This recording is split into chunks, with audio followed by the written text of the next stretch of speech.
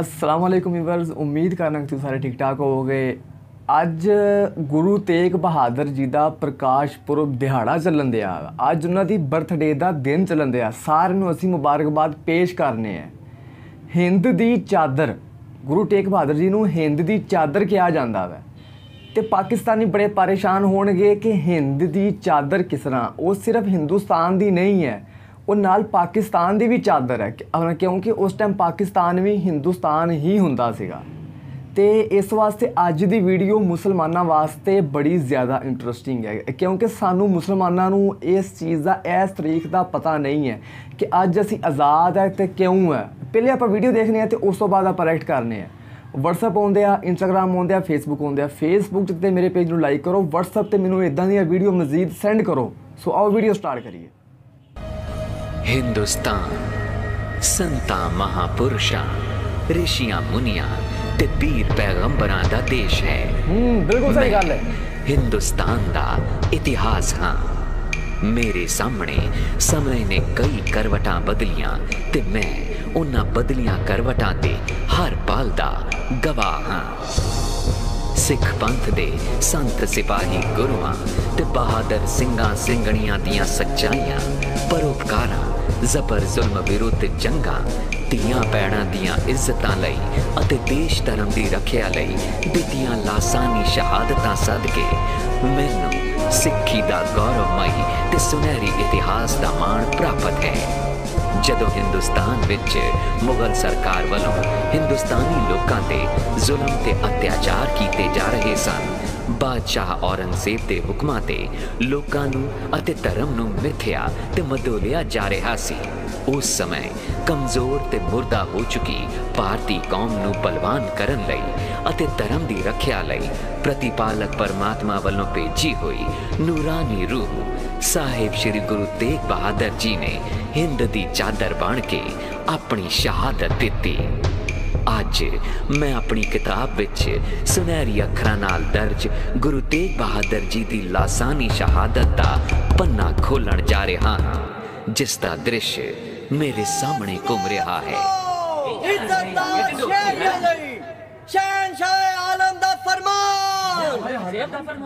गैर मुसलमानों नू जजिया देना पएगा। हिंदू तीर्थ स्थानां ते जान वाले यात्रियों नू कर देना पएगा। इन्हां हुक्मां दी कुताही करन वाले वड्डी सजा दे भागीदार होणगे भाईओ। हाँ ते वजीर आला, हिंदुस्तानी लोकां उपर मुहिम शुरू होई कि नहीं? शुरू कीती गई है हुजूर आला। काजियां ते मुलाणियां नू पूरे अख्तियार दे दिते गए ने। सुनो, वड्डा हमला कश्मीर तो शुरू करो। कश्मीर तो क्यों हुजूर? कश्मीर विच विद्वान पंडितां दी गिनती बहुत है। जो विद्वान पंडित साडा दीन कबूल कर लैण तां इह बहुत चंगा होवेगा। हुजूर, इस काम लई कश्मीर दा कोई सख्त हाकम थार दिता जावे। शेर अफगान खान नू कश्मीर दा हाकम था।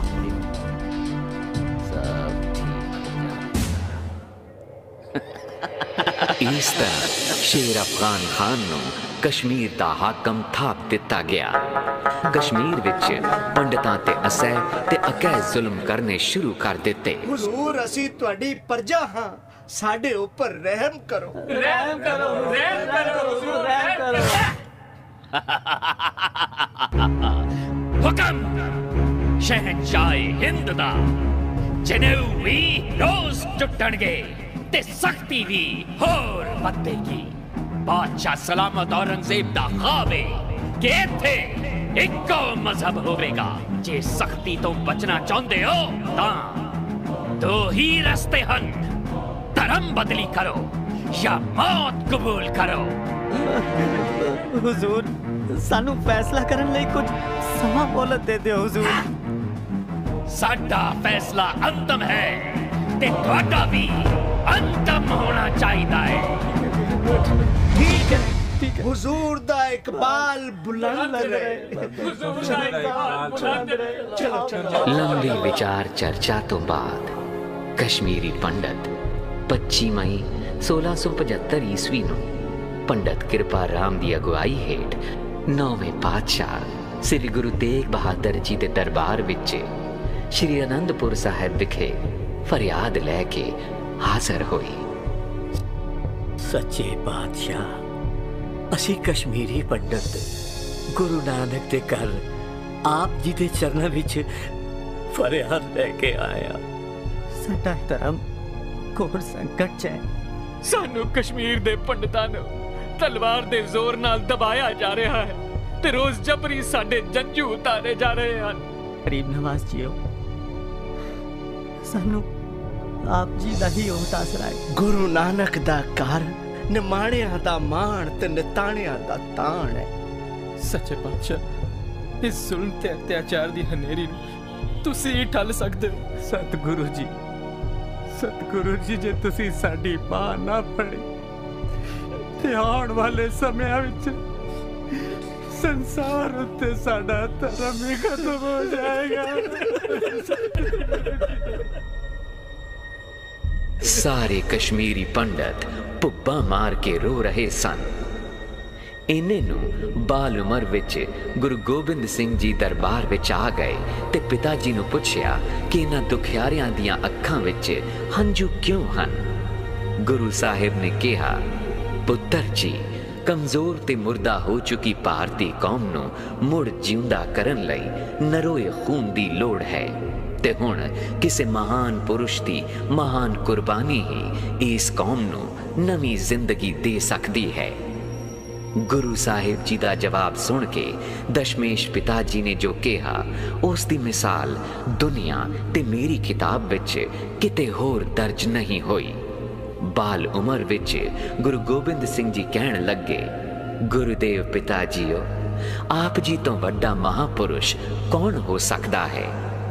क्या बात गुरु है। तेग बहादुर साहिब अपने बेटे का जवाब सुन के गद गद हो गए ते सतगुरां ने कश्मीरी पंडितां नूं हौसला देंदे होए कहा, जाओ ते जाके हाकमां नूं कह दिओ जेकर तुसी साडे गुरु श्री गुरु तेग बहादुर जी दा धर्म बदली करवा लवो तां असी सारे अपने आप ही मन लवांगे। ये गल सुन के औरंगजेब खुश होके हुक्म देंदा है कि गुरु तेग बहादुर जी नूं दिल्ली लियांदा जावे। गुरु जी समय दी नब्ज पछाणदे सन। साहिबजादे गुरु गोबिंद सिंह जी नूं गुरता गद्दी दी जिम्मेदारी दे के आनंदपुर साहिब तो रोपड़, सैफाबाद, समाणा, संदोरा ते पलवल होंदे होए आगरे पहुंचे। गुरु जी आगरे पहुंचे सन कि मुगल फौजा ने उन्होंने सिखां समेत अपनी निगरानी हेठ दिल्ली लै आंदा।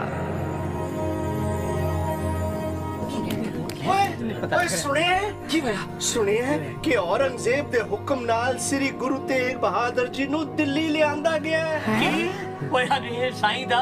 जालम तो भले दी आस नहीं है। ओ भाई जो जालम अपने पिता ते भरा दा सक्का नहीं वो किसे दा की होवेगा। ओए ए अपने दीन दे प्रचार लई सबना ते जुल्म कर रहा है। ओए दीन दा प्रचार नहीं अपने औगणा ते जुल्मां नूं छुपाना चाहुंदा है। वड्डा धर्मी भी बनना चाहुंदा है। कहंदे ने गुरु जी ते उन्हां दे साथी 3 सिखां नूं एक सुन्नी हवेली विच रखिया गया है। ओए भल्लिओ जिथे जाए बहे मेरा सतगुरु सो थान सुहावा राम राजे। ओ था हुण सुहावा हो गया है। ब्रावो मैं तां सुनिया है कि गुरु जी नूं तसीहे देण लई एक पिंजरे विच कैद कीता गया है। उत्थे ना ते ओ सिद्धे खड़ सकदे ने ते ना ही बह सकदे ने। सच्चे बादशाह मेरे कन की सुन रहे ने। और गुरु प्यारे ओ कुछ सुनिया नहीं ओ चलो चलिए चांदनी चौक विच भाला वापरन लगा है। चलो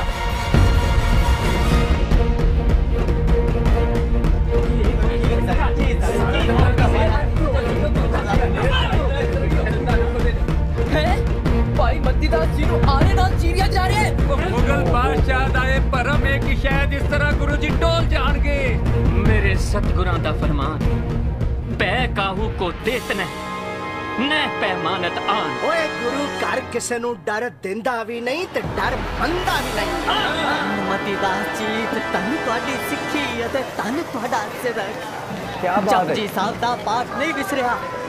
वेखो ओए वेखो, दो टोटे होया धड़ भी आवाज दे रहा है।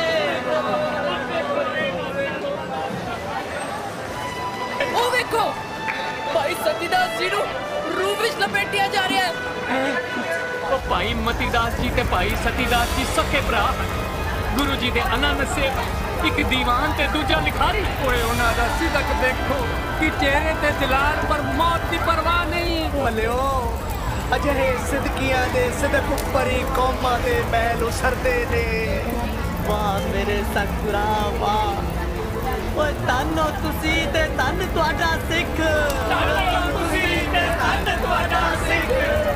तन हो तुसी ते तन तुहाडा सिख। ओ देखो भाई दयाला जी उपलती देख के बैठन लगे ने। ओए जालम ते जुल्म दी इंतहा है। ओए कदे जहांगीर ने पंचम पातशाह जी नू लाहौर विखे उबलती देख विच पठाया सी ते अज औरंगजेब ओह कुछ कर रहा है। सिख दा सिदक देखो भरावो, भाई दयाला जी की गा रहे ने।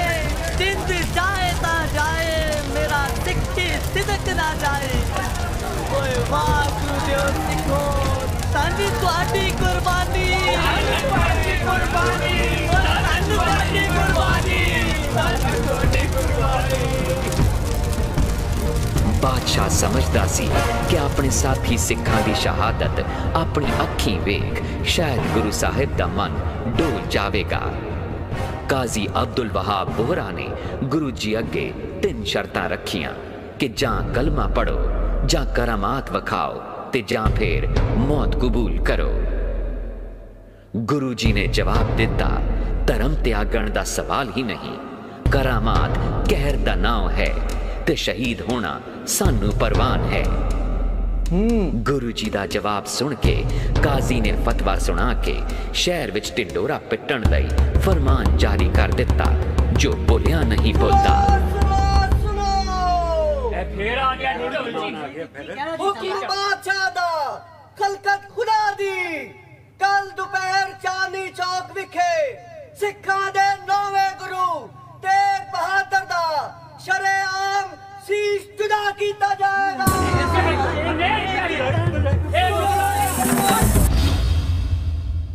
ते इस तरह 11 नवंबर 1675 ईस्वी नूं वीरवार वाले दिन सवेरे 10 बजे हिंदुस्तानी लोकां नूं जालम हुकूमत दे पंजे चों कड्ढण लई गुरु तेग बहादुर जी ने हिंद दी चादर बन के धर्म दी रखिया कीती।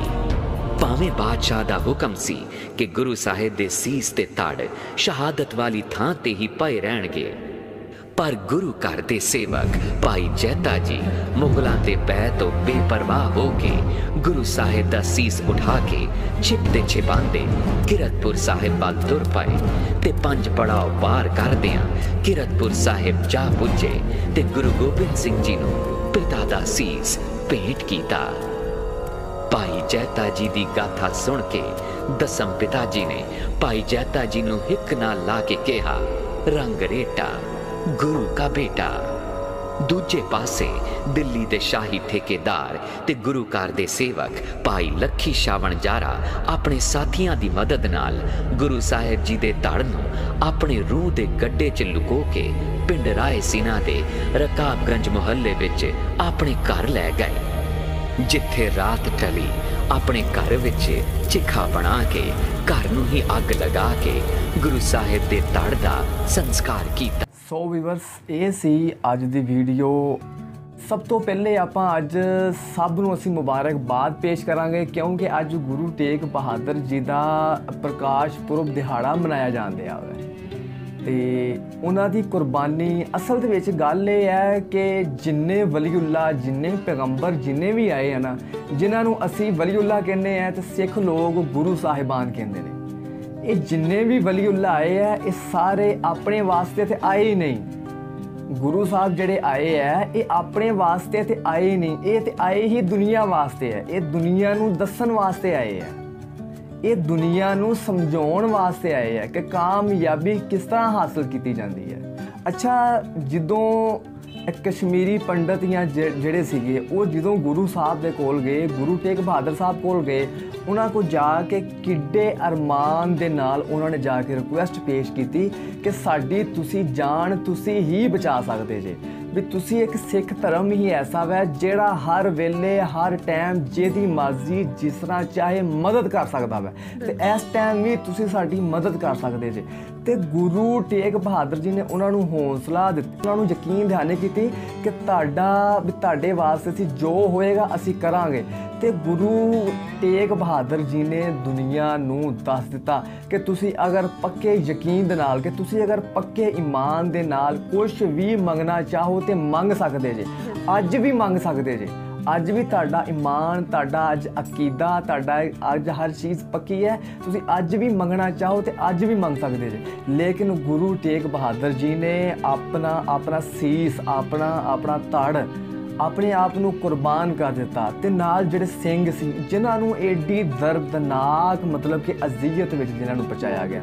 ਯਾਰ ਮੈਂ ਕਹਿੰਦਾ ਵੈ ਕਿ ਸਿੱਖ ਹਿਸਟਰੀ ਜਿਹੜੀ ਹੈ ਨਾ, ਆਪਾਂ ਜਿਸ ਤਰ੍ਹਾਂ ਆਪਾਂ ਪੜ੍ਹਦੇ ਜਾਈਏ ਸਭ ਤੋਂ ਜ਼ਿਆਦਾ ਸ਼ਹੀਦੀਆਂ, ਤੇ ਇਹ ਅਸਲ ਦੇ ਵਿੱਚ ਗੱਲ ਸਿਰਫ ਆ ਜਾ ਕੇ ਫਿਰ ਉਹੀ ਆ ਜਾਂਦੀ ਹੈ ਕਿ ਗੁਰੂ ਸਾਹਿਬਾਨ ਦਾ ਪੈਗਾਮ ਹੀ ਇਹ ਹੈ ਕਿ ਤੁਸੀਂ ਕਾਮਯਾਬੀ ਚਾਹੁੰਦੇ ਹੋ ਤੇ ਕਾਮਯਾਬੀ ਇਹਦੇ ਵਿੱਚ ਹੈ ਕਿ ਤੁਹਾਡੀ ਜਾਨ ਜਾਂਦੀ ਹੈ ਜਾਵੇ, ਤੁਹਾਡਾ ਮਾਲ ਜਾਂਦਾ ਵੈ ਜਾਵੇ, ਤੁਹਾਡੀ ਔਲਾਦ ਕੁਰਬਾਨ ਹੁੰਦੀ ਹੈ ਹੋਵੇ, ਵੀ ਤੁਹਾਡੀ ਕੋਈ ਸ਼ੈ ਜਾਂਦੀ ਹੈ ਜਾਵੇ, ਤੁਸੀਂ ਹੱਕ ਦਾ ਸਾਥ ਨਹੀਂ ਛੱਡਣਾ, ਹੱਕ ਤੇ ਰਹੋਗੇ ਤੇ ਕਾਮਯਾਬ ਰਹੋਗੇ। ਇਹ ਗੁਰੂ ਤੇਗ ਬਹਾਦਰ ਜੀ ਦਾ ਇੱਕ ਪੈਗਾਮ ਹੈ। ਬਿਲਕੁਲ, ਔਰ ਸਾਨੂੰ ਵੀ ਇਸ ਗੱਲ ਦਾ ਇਲਮ ਨਹੀਂ ਸੀ ਹੈਗਾ ਕਿ ਉਹਨਾਂ ਨੇ ਇਸ ਖਿੱਤੇ ਨੂੰ ਬਚਾਉਣ ਵਾਸਤੇ ਆਪਣੀ ਕੁਰਬਾਨੀ ਦਿੱਤੀ। ਹਾਂ ਬਿਲਕੁਲ, ਮਤਲਬ ਕਿ ਗੁਰੂ ਤੇਗ ਬਹਾਦਰ ਇਹ ਗੱਲ ਬਿਲਕੁਲ ਹਕੀਕਤ ਹੈ ਕਿ ਸਾਨੂੰ ਪਾਕਿਸਤਾਨੀਆਂ ਨੂੰ, ਮੁਸਲਮਾਨਾਂ ਨੂੰ ਇਸ ਚੀਜ਼ ਦਾ ਬਿਲਕੁਲ ਪਤਾ ਨਹੀਂ ਹੈ ਕਿ ਗੁਰੂ ਤੇਗ ਬਹਾਦਰ ਜੀ ਨੇ ਇਸ ਖਿੱਤੇ ਨੂੰ ਬਚਾਉਣ ਵਾਸਤੇ, ਮਤਲਬ ਕਿ ਇਸ ਜਿਹੜਾ ਪੂਰਾ ਖਿੱਤਾ ਹਿੰਦੁਸਤਾਨ, ਇਸ ਵਾਸਤੇ ਇਹਨਾਂ ਨੂੰ ਹਿੰਦ ਦੀ ਚਾਦਰ ਕਿਹਾ ਜਾਂਦਾ ਹੈ। ਇਹ ਪਾਕਿਸਤਾਨ ਦੀ ਵੀ ਚਾਦਰ ਹੈ।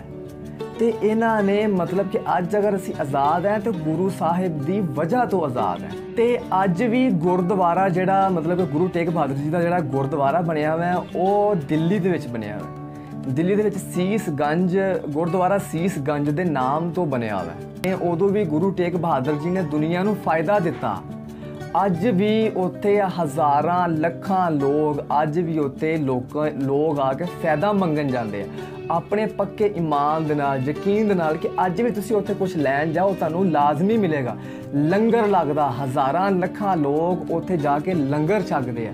ਆਪਾਂ ਅਗਲੀ ਵੀਡੀਓ ਆਪਾਂ ਉੱਥੇ ਵੀ ਬਣਾਵਾਂਗੇ, ਤੁਸੀਂ ਸਾਡੀ ਉਹ ਵੀ ਵੀਡੀਓ ਨੂੰ ਲਾਜ਼ਮੀ ਦੇਖਿਓ। ਤੇ ਸੋ ਵੀਵਰਸ, ਆਪਾਂ ਜ਼ਿਆਦਾ ਆਪਾਂ ਗੱਲ ਨਹੀਂ ਕਰਾਂਗੇ ਤੇ ਇਹਨਾਂ ਦੀ ਆਪਾਂ ਜਿੰਨਾ ਆਪਾਂ ਇਹਨਾਂ ਦਾ ਜਿੰਨਾ ਯਾਦ ਕਰੀਏ ਆਪਾਂ ਇਹਨਾਂ ਨੂੰ, ਆਪਾਂ ਜਿੰਨਾ ਇਹਨਾਂ ਦੀ ਮਤਲਬ ਕਿ ਜਿੰਨੀਆਂ ਇਹਨਾਂ ਦੀਆਂ ਕੁਰਬਾਨੀਆਂ ਨੂੰ ਯਾਦ ਕਰੀਏ ਆਪਾਂ ਕੁਰਬਾਨੀਆਂ ਨੂੰ ਗਿਣ ਨਹੀਂ ਸਕਦੇ। ਯਾਦ ਵੀ ਕਰਨਾ ਚਾਹੀਏ, ਅਸੀਂ ਯਾਦ ਨਹੀਂ ਕਰ ਸਕਦੇ। ਤੇ ਸਿੱਖ ਕੌਮ ਵਾਸਤੇ ਇੱਕ ਬੜੀ ਵੱਡੀ ਚੀਜ਼ ਹੈ, ਮਤਲਬ ਕਿ ਜਦੋਂ ਸਿੱਖ ਕੌਮ ਉਹਨਾਂ ਨੂੰ ਜਦੋਂ ਸੌਂਦੇ ਹੋਣਗੇ ਉਹਨਾਂ ਨੂੰ ਕਿੱਡਾ ਆਪਣੇ ਆਪ ਤੇ ਇਤਮਾਦ, ਕਿੱਡਾ ਇੱਕ ਖੁਸ਼ੀ ਹੁੰਦੀ ਹੋਈ ਕਿ ਯਾਰ ਸਾਡੇ ਵੱਡਿਆਂ ਨੇ ਏਡੀਆਂ ਵੱਡੀਆਂ ਕੁਰਬਾਨੀਆਂ ਦਿੱਤੀਆਂ, ਮਤਲਬ ਕਿ ਪੂਰੇ ਹਿੰਦ ਦੀ ਚਾਦਰ ਬਣੇ। ਤੇ ਸੋ ਸਾਡੀ ਇੱਕ ਆਪਣੀ ਰਾਏ ਸੀ, ਸਾਡੇ ਇੱਕ ਆਪਣੇ ਜਜ਼ਬਾਤ ਸੀ, ਸਾਡੇ ਇੱਕ ਦਿਲ ਦੀ ਗੱਲ ਸੀ ਵੀ ਤੁਹਾਡਾ ਕੀ ਖਿਆਲ ਹੈ, ਵੀ ਤੁਹਾਡੇ ਦਿਲ ਦੇ ਕੀ ਜਜ਼ਬਾਤ ਹੈ, ਤੁਸੀਂ ਥੱਲੇ ਕਮੈਂਟ ਬਾਕਸ ਵਿੱਚ ਲਾਜ਼ਮੀ ਦੱਸੋ। ਸੋ ਇਹ ਸੀ ਅੱਜ ਦੀ ਵੀਡੀਓ। ਮਿਲਾਂਗੇ ਤੁਹਾਨੂੰ ਅਗਲੀ ਵੀਡੀਓ ਵਾਸਤੇ। ਇਜਾਜ਼ਤ ਚਾਹੁੰਦੇ ਹਾਂ।